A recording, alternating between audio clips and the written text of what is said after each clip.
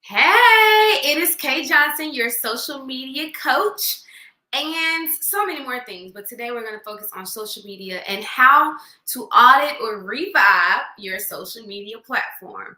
So first and foremost, it's always good to perform annual audits, monthly, quarterly audits of your social media, because you want to make sure that you're staying on brand and staying in the know and staying up to date with your own audience, your community, and what's going on in the world, the trends, etc., etc. So first thing first, I want to go ahead and say that my mindset about social media and algorithms has changed a lot. And I'll say this because I always preach being consistent. Whatever you're gonna do is just be consistent. And I believe in being, what's the word I'm trying to figure out the word I want to use. I believe in being, I can't think of the word, oh my gosh, but I believe in being consistent as well as having some, razzle dazzle. I can't think of the word. It's gonna come to me. But I'm gonna go ahead and go to my Instagram and kind of show you just live how to perform an audit or what it looks like as I walk you through the different steps. Okay, so I'm logging in. All right, let me share my screen. Let me share my screen.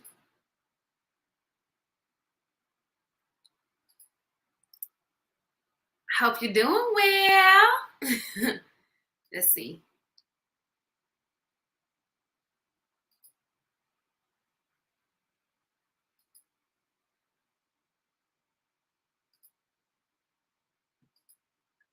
Oh, look at my cousin, y'all. She just got her white coat.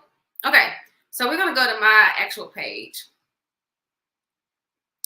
And we're gonna perform I'm not gonna perform a real audit, but I'm gonna take you through the steps. So the first thing you want to do is be mindful of what your bio says. Okay, so whatever is your primary page that probably gets you the most engagement, the most followers, the most likes, the most reach, you might want to use that page as your anchor page. And so what I've done is I've included my business page as well as my podcast page on my main branding page. I just put something like simple as visionary producer. And the reason why I chose this is because I wear a lot of hats. And if you're like me and you wear a lot of hats, I'm pretty sure that's the type of people that, I attract. You wear a lot of hats. And so if you listed out every hat that you wore, it'll be probably overwhelming for people. So you want to just put the most important things and they can find out what they need to find out on the back end. So you want to just make sure that you're promoting what you want to promote in the forefront. Okay. So I've been unfollowing a lot of people. You can unfollow people. You know what I'm saying? You can unfollow people. You can unfollow people organically, meaning you go in there and let me show you. You can go in there organically, press okay, who I'm following. You can go in there organically and just press unfollow. Like if you don't want to follow them, you just press that following button and they'll unfollow them. That's going to take a lot of time. So I would suggest if you are going to do it organically like that, I would suggest having like an hour or two set aside to do just unfollowing. And I do think that they have limitations on how many people you can unfollow in maybe like a day or a set amount of hours. So keep that in mind as well when you're unfollowing people and you're auditing. The next thing I would say is make sure your links are correct. Okay? Make sure the links that you have up here for your company or your services are correct. So my links go straight to my flow code pages, which is something like a link tree. And then it goes to my profile, my Facebook profile page. That's where my links are. I'll probably change this one now, this profile one. Let me go ahead and do that now. I'm gonna change it to my podcast. Let me see. What y'all think I should change it to? I mean, you can change it to a podcast or your LinkedIn, probably. Like, it can change anyway. So you would do edit profile to do that. Okay. Okay. Website, edit your links is so when you edit your links, it's only available on mobile. But that's how you would do it. You just press edit profile, and then the links will be there on mobile, and then you would put them in there. So it's not really hard. Okay. The next thing I would say is your focusing on your highlight icons. It's always good to have some consistency on the highlight icons, having what you want people to see as far as your highlights, having something that is uniform, that shows that you are professional and you care about what people see. Okay, the next thing is I have 3 pin tabs up here from Journey to the Crown that I did when I was campaigning for Miss Tennessee USA. Hey, you can do something like that. It's very uniform. It shares my story, and kind of like my background and some of my life and some of my accomplishments. So that's good. And then recently I have some posts up here that are with my podcast. So now you can tag a collaborator on Instagram and stuff like that. And what that does is that video or that post will appear on the primary page, whoever's posting it, and the page that you invited to collab. So it'll appear on both pages as a post from both of you. But the page that it came from primarily will have the control, so it'll be able to edit from there. So Vision and Vibes Podcast posted it, but I'm the Real K Johnson is an invited collaborator.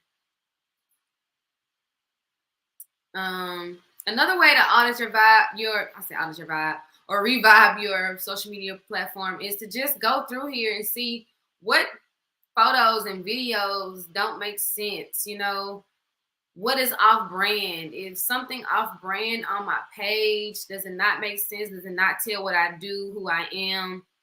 Is it all over the place? Do I have entertaining content? Do I have just insightful content? Do I have educational content, affirmational content? And right now my page is in sync because you see these 3Ks right here. Typically I'll scroll down my page just to see, okay, is my page in alignment aesthetically like how I want it? And right now it is in alignment. So my next 3 posts, I try to color code, you know, what's going on. So you see there's blue in this picture or video, and there's black mostly here, then there's blue again here. We got white here, something off from right there. Then there's white again here in this one. I try to, for the most part, stay consistent with what is seen aesthetically, but sometimes it don't happen like that, and we have to be flexible in how we show up. Okay? So you want to make sure that you're staying on brand, staying in messaging, you staying where people understand what you're about, what you bring. And my page is just an example, a micro example. There are many pages. If you go look up hashtags, let's do one. Let's look up the hashtag nature. Let's do nature lover. Let's see if we can find somebody who's a nature lover IG. Let's go to her page. Cindy Sophie. I don't know her at all. We're just going to her page to see what she got going on. But she has 61.6K followers. So she probably has what? When you type in these different hashtags, y'all, it's easy to see like the aesthetic. So you might want to put beauty in. Another one is art. Another one is fitness. Another one is podcast. Just whatever you can comes to your mind. If you're looking for an aesthetic, you'll find it. You got nature lovers. You got all types of different brands. Even if you want to go to Google and type in what type of brands are there, or what type of brand aesthetics are out there. So let's look at Cindy Sophie. Never heard of her before. She's based in Austria. She loves hiking, travel, and lifestyle. She's a blogger. She's following 593 people. She has 878 posts, so she's always posting. You see her highlights. It's very nature and travel. It aligns with hiking, travel, and lifestyle, right? Very on brand. Then we go down and we see all of her beautiful traveling, mountain, outside photos. And now she's a blogger, influencer, and has a beautiful aesthetic of her being in the green, being on this green earth, traveling, hiking, and just being in nature. And it seems like that's the only thing she does in life, doesn't it? She doesn't really post anything else than that. We don't see any family posts. We don't even see any necessarily funny posts. But it just shows her traveling and her hiking and her lifestyle. That's the lifestyle that she lives. Okay, let's try another one. We tried nature. Let's try beauty. Hashtag beauty. Let's see, hashtag beauty tips. And y'all know with hashtags, everybody use hashtags, so different stuff can come up. Let's go here. Let's see what she got going on. 1 minute fashions. This might be like a little spam. I got 2 million followers.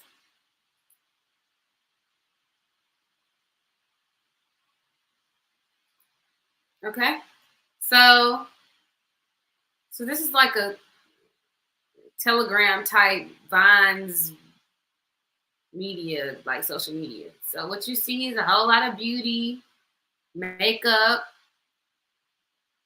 a lot of reposts. They look like they share and repost other people's content.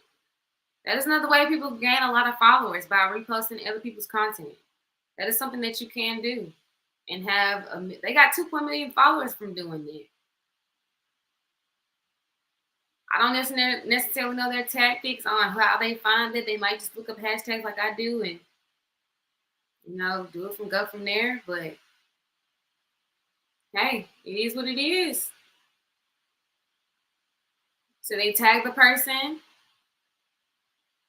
and they got so many comments, people following. Little girl doing her makeup. See, that's interesting to see little kids doing their makeup and stuff, right? Like, people like that type of stuff. So whatever your page is going to be about, whether that's resharing other people's content or whatever the case may be, that is the few ways that you can audit your social media. So if you have any more questions, just drop it in the comments, send me a text, or send me an email, and I would love to answer more of your questions. But I am your social media coach. Of course, I'm a professional certified coach. And so I coach in health and wellness, beauty and pageantry, book writing, social media, and startup business for nonprofits, as well as leadership and organizations. So share this with someone, and I hope you find value in this. And again, I'm your girl, Kate Johnson, the Vibe. Peace and vibe out.